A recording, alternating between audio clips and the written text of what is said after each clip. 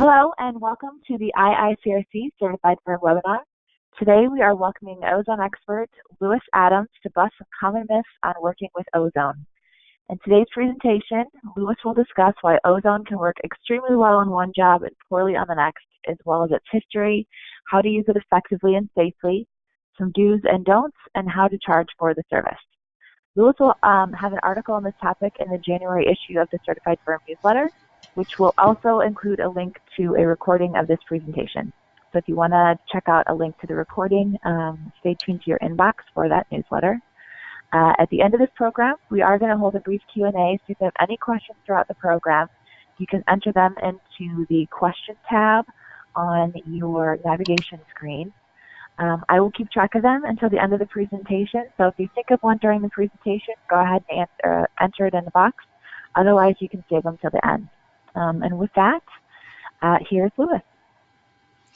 Thanks, Jennifer. I appreciate that.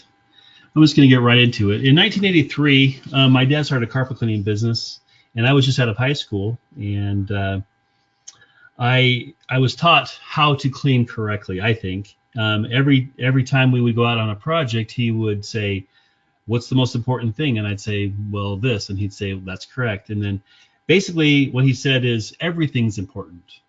Whichever you're doing is the most important at that time. Never skip a step. That was his mantra, never skip a step. And I tried to use that throughout my career in this industry. By 1990, I was strictly in restoration, and I've always been interested in knowing how exactly everything works so that I can apply it to whichever scenario I might be on.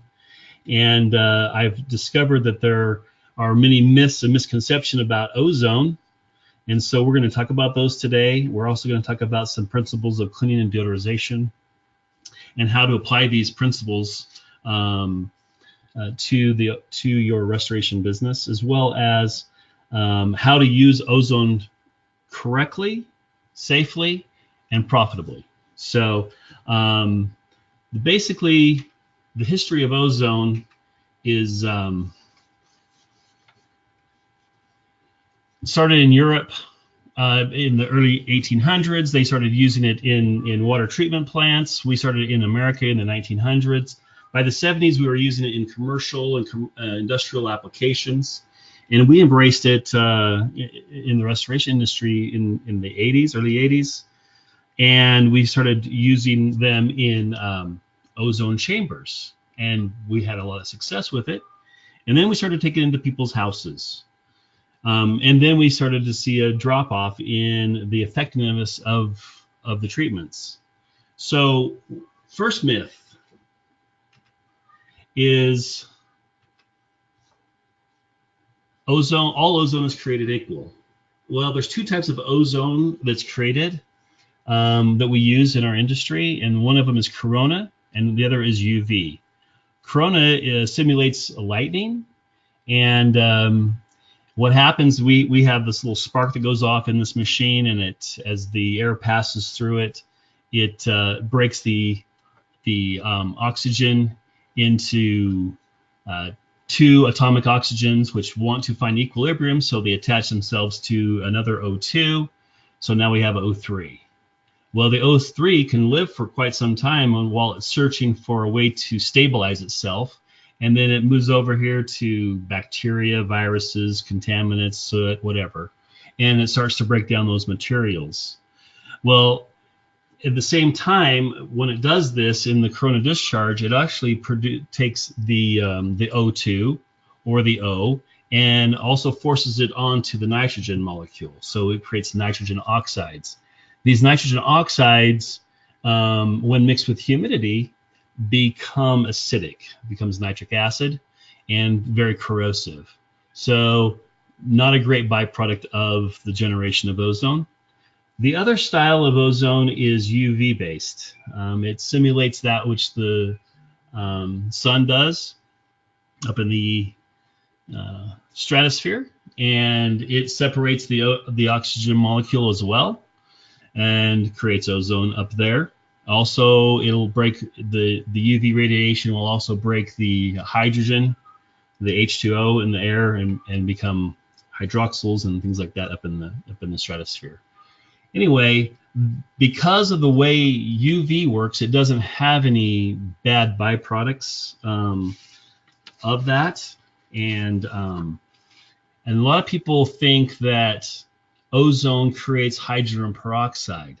This is another myth. I didn't write that down, but that is another myth, and that is by combining H2O and an oxygen molecule does not create hydrogen peroxide. It creates ozonated water. And what ozone, when ozone does connect with hydrogen peroxide, it actually creates hydroxyls. So it does. That is a myth. So there is not a bad byproduct of UV ozone, but you can also get some hydroxyls in the process. So ozone wants to break everything down. It wants to make big particles into small particles. It doesn't happen all at once. If it happened all at once, then we have an explosion. So we can have a particle like this break into smaller particles, and as that happens, VOCs are released, and that's the odor that we're smelling, is the release of the volatile organic compounds from the breaking down particles. So at some point, you have to then purge the area, and what happens when we do this, we stop the ozone from aging the materials, breaking things down, but it also does an important thing, and that is it helps to eliminate the VOCs and the small particles, so that when we can then evaluate the environment and see what we need to do next. And then when we retreat, if we need to, which sometimes has to happen, then it's going to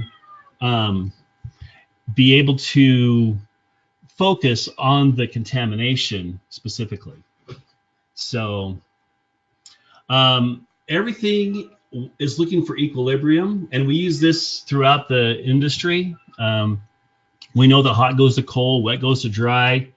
Well, concentrated contaminants want to go to a diluted form. High pressure wants to go low pressure, but high energy wants to go to a low energy state. That's how ozone, that's how hydroxyls, that's how all of these things work. And that is definitely a principle that we use throughout this entire thing. So remember equilibrium. We're always looking for a way to use equilibrium to our advantage in this industry. Another myth is that humidity does not affect ozone production. Humidity does affect ozone production. It actually inhibits corona discharge from actually creating the ozone. And if you had, let's say you had a 3-gram machine that you were using, it's going to be about a third of it won't be produced. So about 2 grams will be produced with that 3-gram machine because of the humidity. However, with the UV ozone production, then what happens is nothing is stopped. It actually helps to produce a little hydroxyls when you have some humidity when you are using UV ozone. So let's talk about some of the principles of deodorization. I call them the 3 C's of deodorization. First, you have to clean, then you have to choose your chemical with the proper concentration and contact time. Those are the 4 principles. So we've all seen this diagram before. We call it the cleaning pie, where we have chemical, heat, agitation, and time. And I look at this pie and I think to myself, there's something missing here. That looks like the emulsification pie. We've learned we can break things down, but we haven't removed anything. So I call it the emulsification pie. And now that might ruffle some feathers, but I think we can all agree that there's been no removal at this point. But we do need to remove things. So we need to either absorb it, adsorb it, encapsulate it, or extract it. So the cleaning is so important to this whole process. that we can't stress it enough. Now, the triple rinse theory is that every time you clean something or you wipe it or extract it or whatever, you're removing 90% of the contaminants. Triple rinse theory is a really critical part, and I think that we sometimes forget that we need to do a little bit better on our cleaning side. So I call it the complete cleaning pie, where we actually add the removal into the process. And so now we've cleaned it all. We're ready to now start some deodorization. Now, this is the one big myth that kind of get under my skin a little bit. We've all tried to use Ozone. We've worked really hard to be successful in doing what we do, and so we rely on the manufacturers to tell us, how much Ozone do I need to do this project. And different manufacturers will say different things, but this one right here kind of is crazy. 1 gram of Ozone is supposed to treat 1,000 cubic feet, but it also treats 88,000 cubic feet. So which is it? Is it one or the other? So because we talk about concentration, when we go to clean things, a lot of times we have a dilution ratio of, let's say, 1 to 8, and then someone decides they want to mix it at 1 to 256. Is it going to be as effective as that of a 1 to 8 dilution, which is recommended? It's not going to be that. But for some reason, we think that if it's a 1 to 1,000 or 1 gram to 1,000 cubic feet, that we can use that same gram to treat 88,000 cubic feet. I don't think so. So there has to be some type of, there's some criteria that's not mentioned in this, and so I'm gonna relate it to what we do know, which is water mitigation. We have to do source removal. We either pump it out, we extract it, we get rid of as much of the contaminant as possible that's easily removed, and then we have to increase evaporation. We're going to either use airflow, we're going to use heat, and then once we've made the big particles into small particles, we're going to either condense it, absorb it, or we're going to evacuate it like we would with like an e-test system. So monitoring, and then we can monitor it and find out what needs to happen. Okay. Odor abatement is we need to do source removal. You can either use a dry sponge, we can use a degreaser, depending on what the source is. And then we have to break those particles down. We do that with an ozone generator. We go in there and we make big particles into small particles, and then we have a big mixture of contamination, and we can then either trap it in a filter or we can purge it with an AFD. Once we've done that part of it, then we can go back and evaluate it, see what needs to happen, monitor it, readjust, and things like that. So the success that we've had in this industry in odor abatement has always been with the ozone chamber. And when you look at the ozone chamber itself, you notice a couple of things. First off, the ozone machine is on the outside of the structure, piped in right here into the room, and there's a fan to mix and lift the ozone so we get a good concentration, but it's an even mixture of ozone. And when it's all completed, we have a place where we can turn on the inline fan and exhaust the particles. Okay, so what happens when we use an ozone chamber? All the items have been cleaned prior to coming into it. We put ozone gas into it right here at some type of concentration, 3 to 6 grams per hour. We then lift and mix it. But notice right here, because we're pushing the ozone into the chamber, we're actually getting, we're actually pressurizing that area for the 4 or 8 hour treatment that we're talking about. So once we've pressurized it, so now it can forces the ozone into all the materials of that structure, and that's exactly what we are looking for. So once that's all done, then we can evacuate it and send it right back out, and we've now purged all that ozone and all the particulates and things that were associated with this ozone chamber. Now, the problem when we go into people's houses is that we think that we can take the ozone generator, set it up high, put it on top of a refrigerator, on top of a ladder, turn it on, and leave. Well, we've abandoned the principles. So in order to do it correctly on site, we need to pressurize the room, send the ozone into the air intake, and then move it all the way through it and lift it and mix it. And then as we get close to the end of our treatment time, then we exhaust it. So we take those particles, we send them outside, and we've done our job. We've eliminated the odor. We've sent the ozone into all the nooks and crannies. We've pressurized it, and we are actually getting the job. We're getting the ozone where it needs to be by using the same principles of an ozone chamber inside of the house.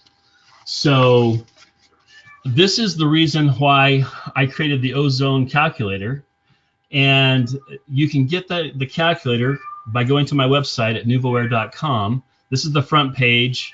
This at the bottom of the front page, there's a place where you can go down and get the app. And whether you have Android or Apple, doesn't really matter. You can go down and get that. And when you get to the app store, this is what it's going to look like. Once you open it, download it and open it, this is what the calculator is going to look like. It has a place for us to put in the correct information.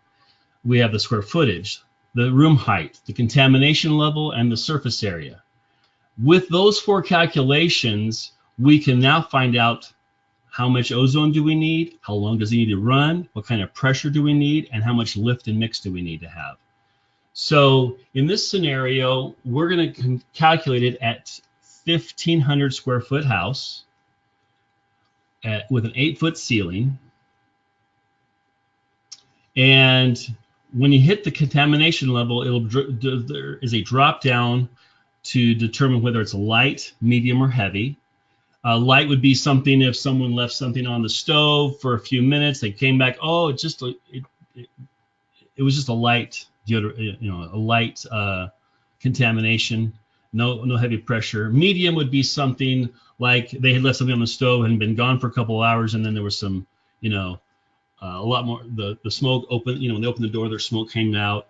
Heavy would be if there was actual fire in the house, there was a lot of pressure and pushing in all the nooks and crannies. That would be a heavy situation. But when you go to the surface area, there's a drop down. The open structure is for like a warehouse where there's no internal walls, just external walls. An open structure would be a house that has interior walls and all of that. Low contents would be the fact that there's quite a bit of furniture there left in the house, and high contents would be, well, that might be a hoarder house or an ozone chamber itself. So that's the criteria that we're going to look at. Once we hit the calculate button, it tells us how much ozone we need. And in here, it shows that we need almost 16 grams of ozone for 6 hours, 100 CFM of overpressurization, and 10 mini air movers. So when you look at, the other myth is, I've got an ozone generator, so I don't need another one. Well, I got one of those. I've heard that story lots of times. Well, unless you have an ozone generator that produces about 16 grams of ozone, you may need 3 or 4 or 5 of those to actually do this house correctly. And if you don't, you might find that you're not as successful with it as you had hoped. So the myth is, oh, I have one of those. That's all I need. Well, you need all of the principles. You need all of the criteria of doing proper abatement, and using the same principles we use in ozone chambers on the on-site stuff. So whether that means you need to use a bigger machine or bring a few more machines into this project, either way, it doesn't really matter, but one's not going to do it probably. Now, when you go to set up this scenario, you may want to put a timer on the exhaust so that when the project's completed, it will start to process the air out. Now, this can use a Christmas tree timer, be fine. Set it for 6 hours. So as soon as the treatment time is over, it starts evacuating. So you don't have to actually enter the house to turn on to start ventilating. You can go ahead and start ventilating at that point. Now, you'll notice that when that happens, that you're still pulling fresh air in from outside, so you're going to bring in fresh air, and you're going to start throwing out the contaminants out this direction. So you're going to get a lot of airflow. All the fans are still moving. They're still lifting and mixing, and so it's reducing and reducing and reducing the particulates, the ozone, and all that. And so that by the time it's ready for you guys to enter, you can do so safely. Now, before you leave, and you've set this all up, you need to make sure you place a sign. So on the app, you'll see there's a download button right here, and this warning sign you can print up anywhere. And make sure you post all your stuff, because people can't be in there when you're doing your job. So a lot of people, they talk to me about occupied versus unoccupied and all that, and I don't quite understand why it's a big deal that that we have to have people outside of this treatment area, and while we're doing the treatment. I think it's important that we know that we do this all the time. In restoration, we have situations where we don't want people in while we're doing our work, whether it's a Cat 3, whether it's a mold project, whether it's a drying project where we're using heat, where it's uncomfortable at there's 100-degree temperature. Well, people aren't going to want to be in those situations, and that's fine. I don't know why it's so difficult to remove them while we do a treatment. Besides, using ozone correctly, your treatments aren't 24, 36, 48 hours. They're 8 hours. Okay? You should not run your ozone longer than 8 hours anyway. Once you run it for 8 hours, you need to purge and check it and see how it's doing, and then reevaluate and then move forward. So, we're restorers, and that's what we do. And we take an environment that is not good, and we replace it and we make conditions that will return it to a pre-loss condition. So that is super important. Now, the big question is, how do I get paid for this? And in Xactimate, there is a place for ozone, and it's 3 cents a cubic foot. Okay, and they don't have a place for light, medium, and heavy contamination. I sent a white paper to Xactimate a while back and explained to them why they needed to have, just like they have in the CGN codes, in the CLN codes, they need to have a light, medium, and heavy. And they said, well, you know what? Nobody really changes the pricing structure for ozone, so why should I go through that process of making adjustments in the Exactimate codes when no one makes adjustments in them anyway?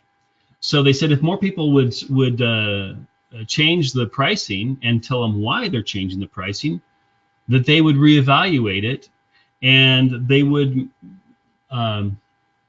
consider putting light, medium, and heavy in the CGN codes. So now currently this is how much you could charge for an ozone treatment for this scenario we just spoke of. It would still take over 10 grams of ozone for the treatment for a light contamination. This is what we just decided on as a medium contamination level, and but I think that it should be charged at a little bit higher because you're using more ozone to do this. It takes more machines, so it should cost more money. And so you would get $600 for using the ozone generator, but you also have 2 air scrubbers and 10 mini air movers.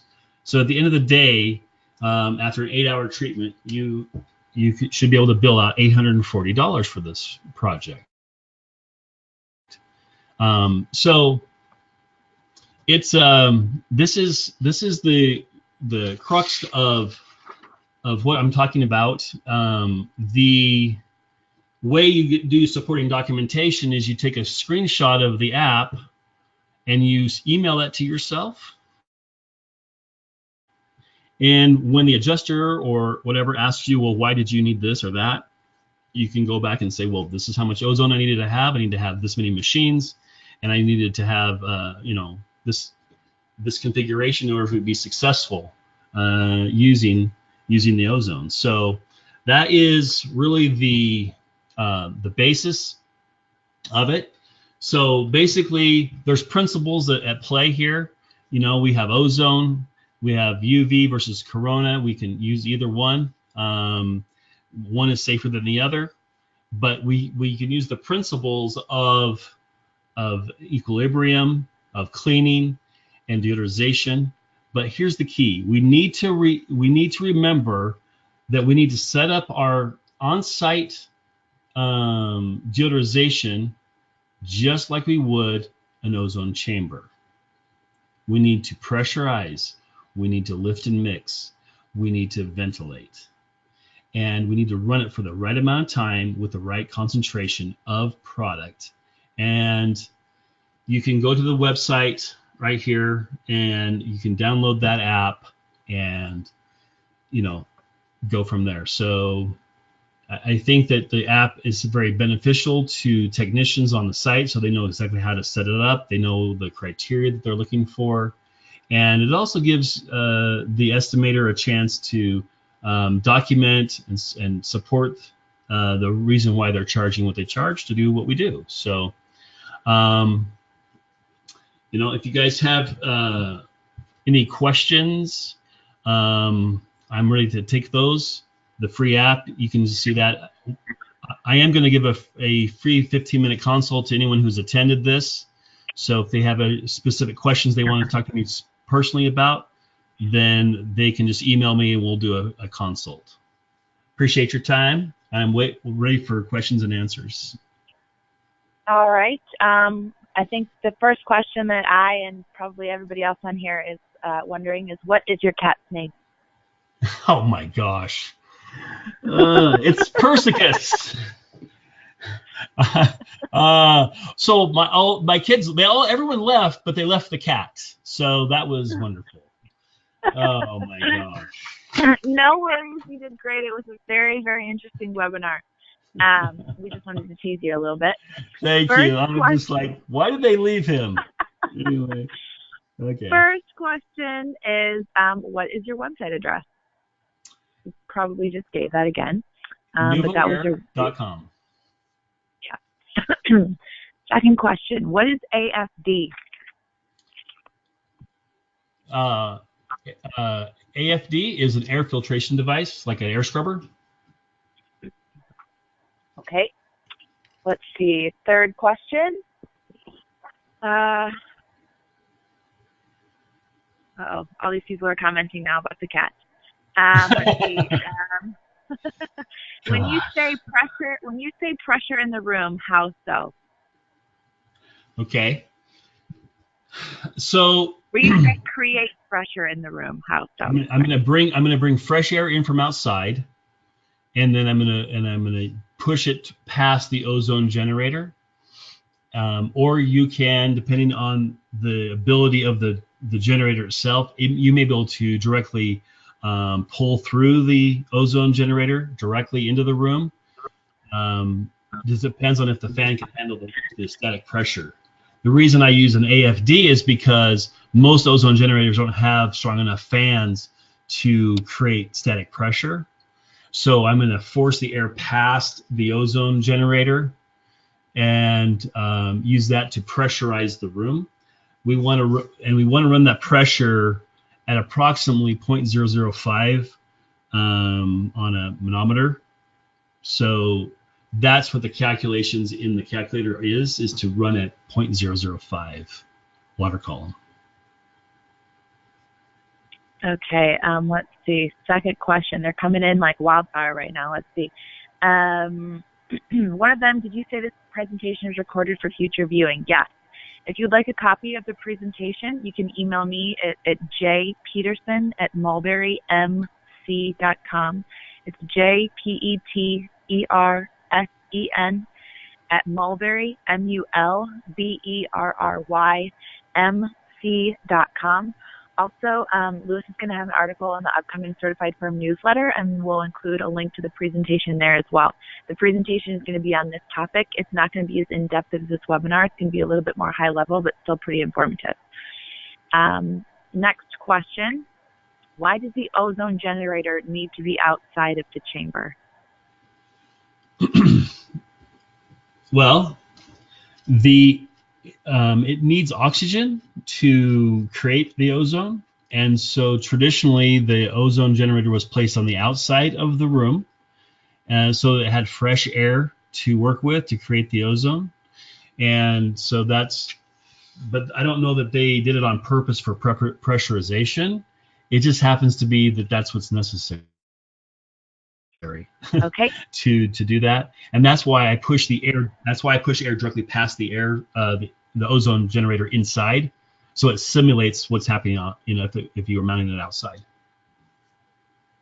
Okay. Next question: is it okay to run a hydroxy and ozone machine at the same time? Absolutely. Okay. So a hydroxyl generator is going to break down things as well. So they're all breaking things down. Just one's using an electron, one's using an oxygen molecule. So, but they're both breaking things down simultaneously. Okay. How long does it take to exhaust a home with the setup you explained? About 30 minutes. Okay. Is a UV ozone generator the same as a hydroxyl generator? No. A UV ozone generator uses a 185 nanometers of light to create the ozone. A hydroxyl generator uses 185 and 254. So it disassociates and creates ozone, and then breaks down, and then disassociates the ozone into makes the hydroxyl. So it's similar. They use similar technologies, but the ozone machine will produce way more ozone with a little bit of hydroxyls, whereas the hydroxyl machine is just creating hydroxyls. Okay. Are the concentration and time requirements different when sanitizing versus odor abatement? That's kind of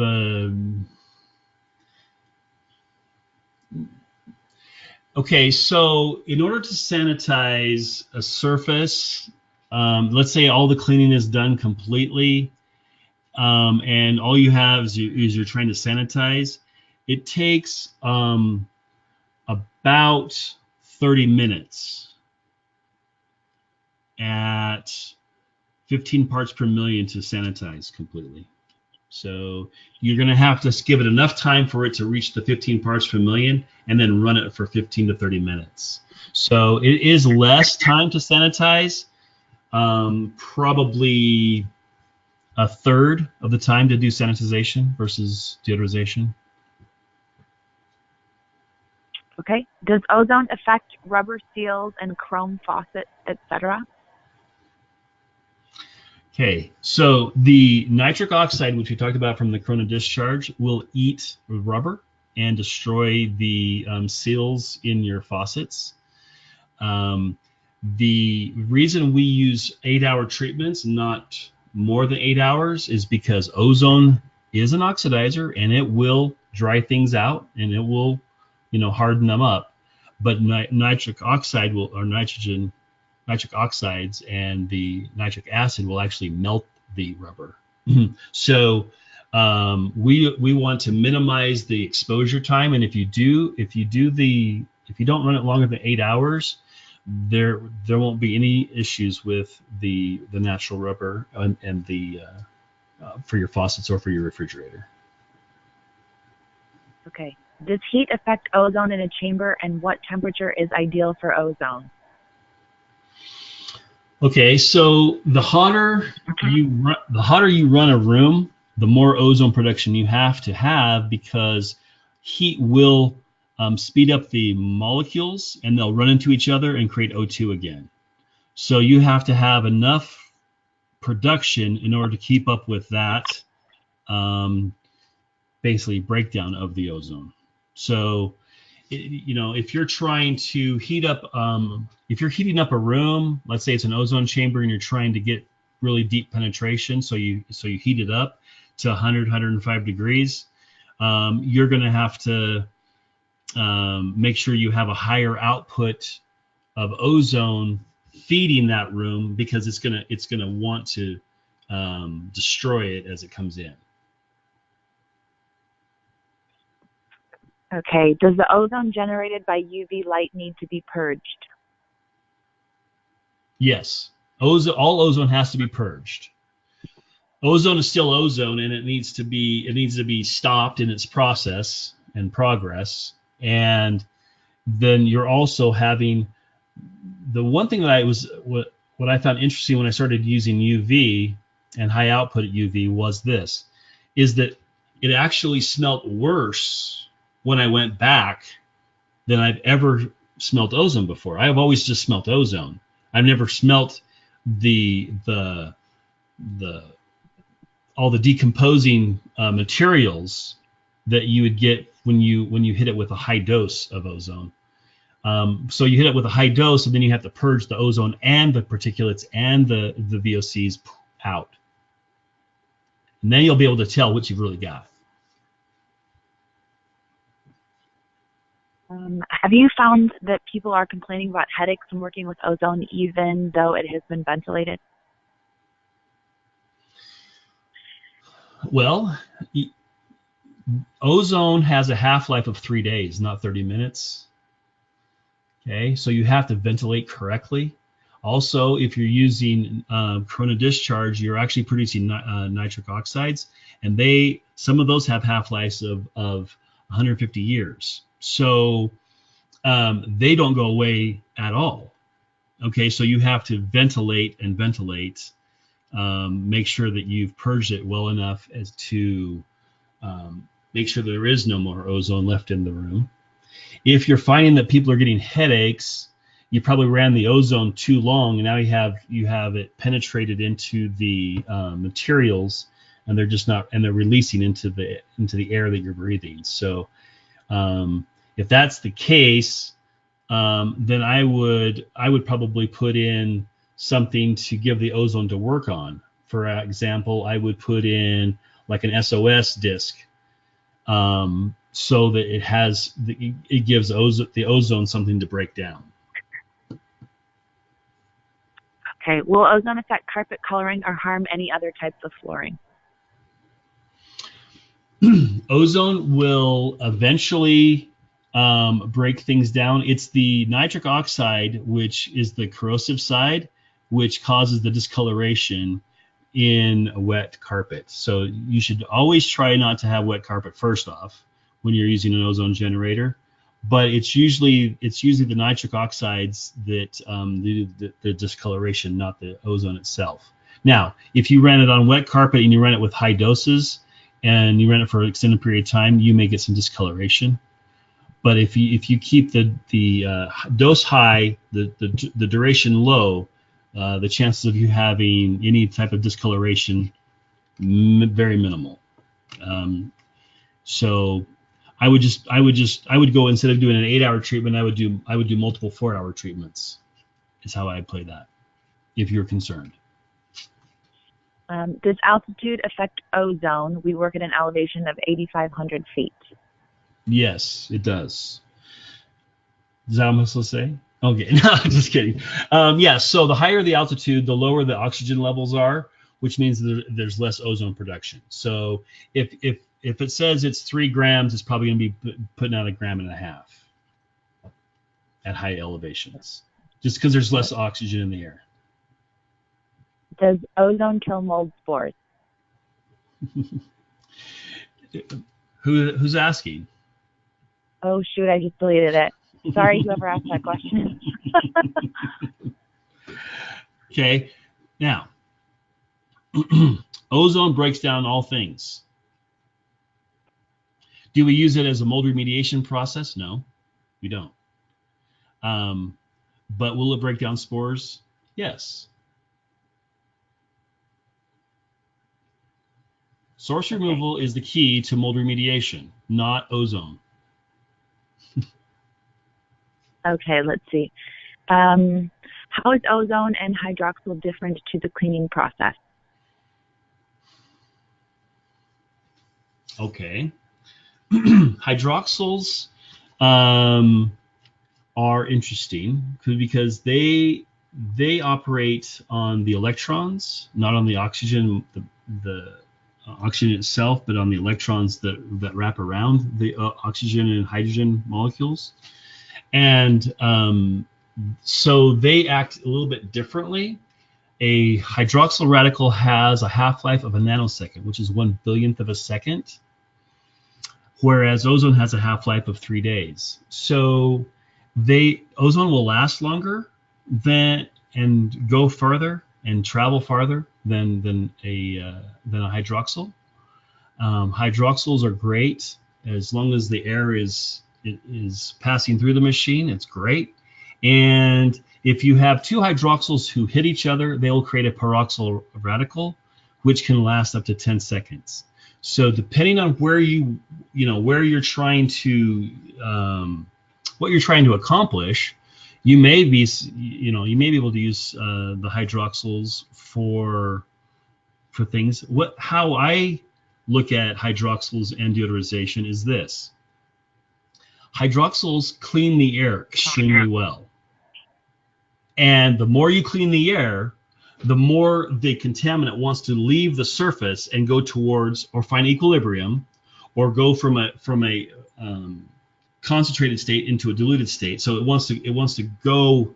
It's pulled to that clean area, much like you would do with dehumidification. When you dehumidify air, you're making it drier and you're drawing the moisture to it. The same thing you're doing with an odor molecule. It wants to go to that place. So that's why hydroxyls take 5, 7, 12 days to work, whereas we can do an 8-hour treatment with ozone, because we can actually send the ozone to it. This one, we have to just keep cleaning the air. Triple rinse, triple rinse, triple rinse. We just keep cleaning the air over and over and over until it's so clean that it pulls the contaminant to the clean air.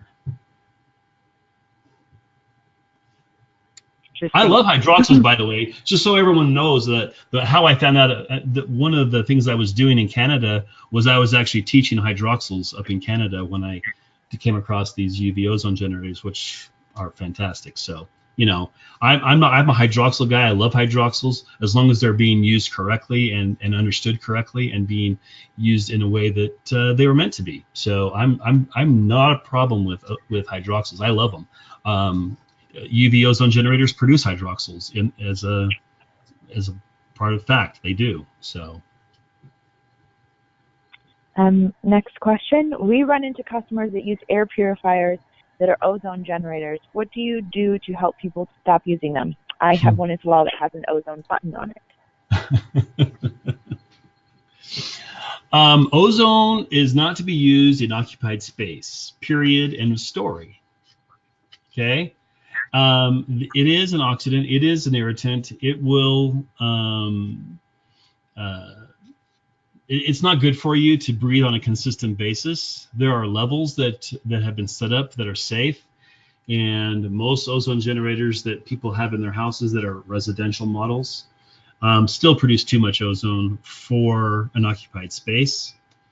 And I would recommend them move to either a hydroxyl or a simple carbon, except of an adsorption type scenario. Just use filtration versus using ozone specifically. There's a new business in Dallas, ozoning people in pods, similar to a tanning business model.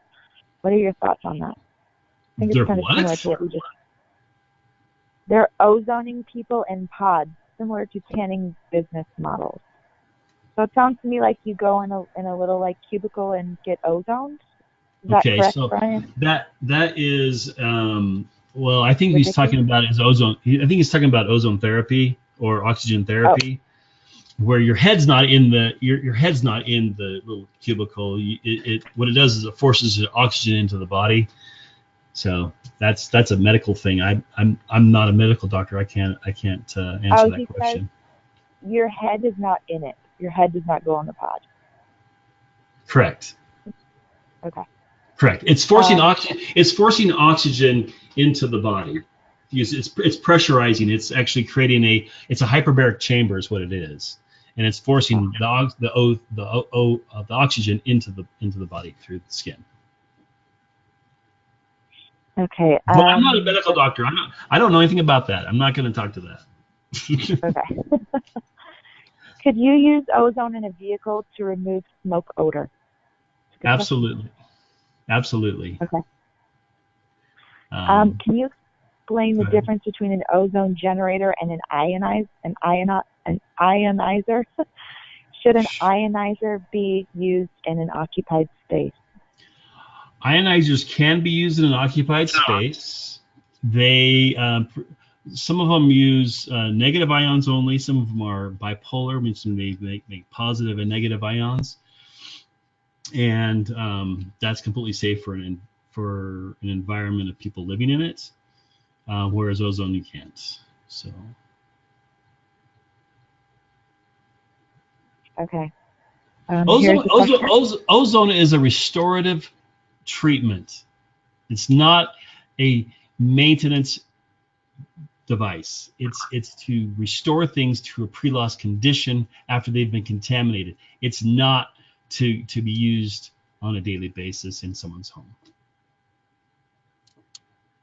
We have box fans on low because we have been taught that air movers will break up the ozone molecule. Is this still the fact? Can you repeat that, Jennifer? Yeah. It moved. Let's see. Sorry, when questions come in, it moves my screen down, and so I lost it. Stands? Oh, here we go. We use box fans on low because we have been taught that air movers will break up the ozone molecule.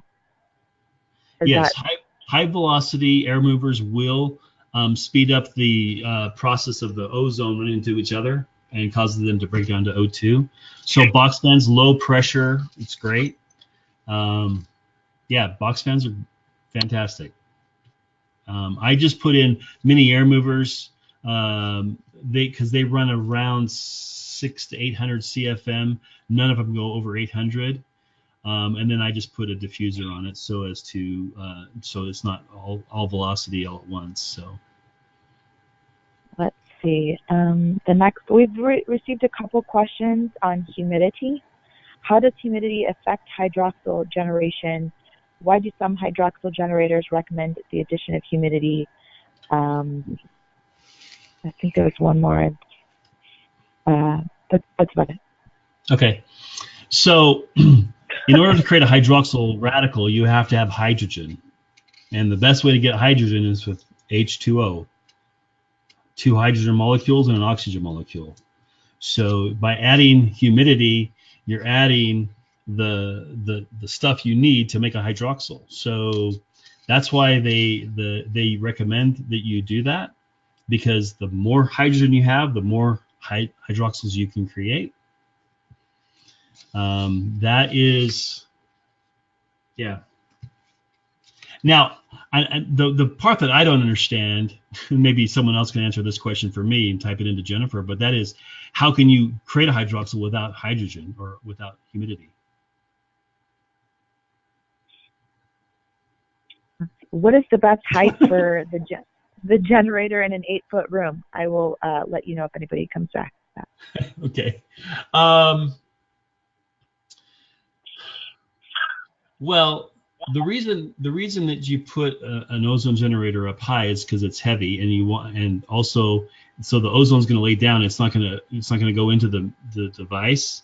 But that's why I push airflow past the machine, and I like to place it directly on the floor in front of the air intake, so that then the air intake will take the ozone throughout the house. If you're doing one room, then yeah, go ahead and put it up on a ladder, right?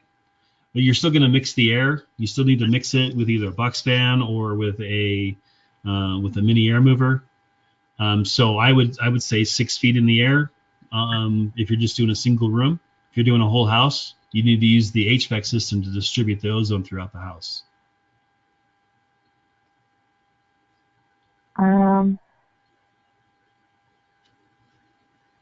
Let's see.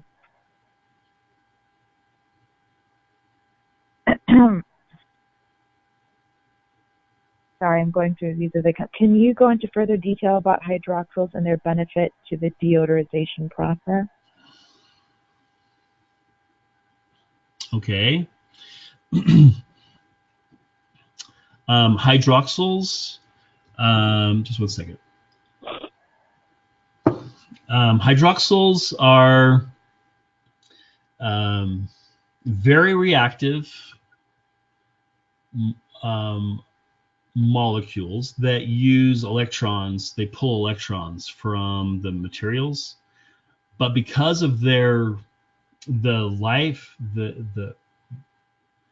how quickly they react, because they are so reactive, as the air passes through the machine, it's being cleaned, it's being purified, and that pure air is going out into the room and creating equilibrium issues, meaning the odor wants to go to the cleanest place. It wants to go to, it's much like emulsification. The soil, the odor causing molecule gives off VOCs, and it's going to go to a place where there is less contaminant. It's just going to lay there heavy, unless there's a place that it's attracting it.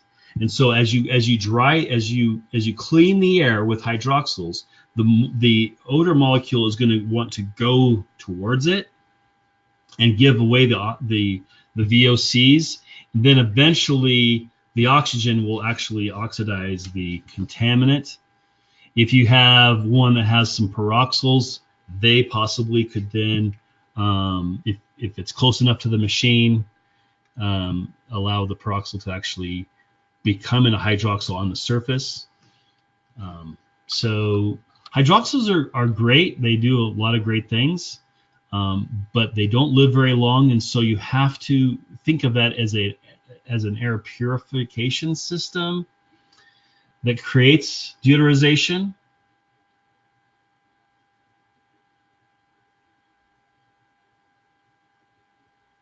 Yeah. Okay. In looking for UV ozone generators, there are many ozone generators with UV. Is this the same as a UV ozone generator? If not, where can we get one? Can we repeat it? UV ozone generators, and they come in different categories. The